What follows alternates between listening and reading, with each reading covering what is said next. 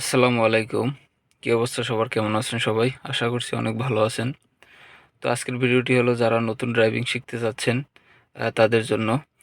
যারা নতুন তাদের জন্য এই গিয়ার সম্পর্কে জানা খুবই গুরুত্বপূর্ণ এবং জরুরি। গিয়ার সম্পর্কে না জানলে আপনি ড্রাইভিং শিখতে পারবেন না। তো এটি হচ্ছে গিয়ার লিভার। এটি দিয়ে গিয়ার শিফট করে।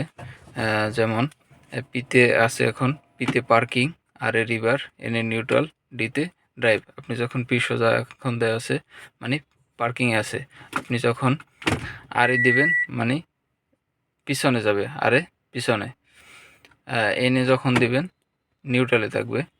যখন ডিতে দিবেন গাড়ি সামনের দিকে যাবে মানে ড্রাইভ।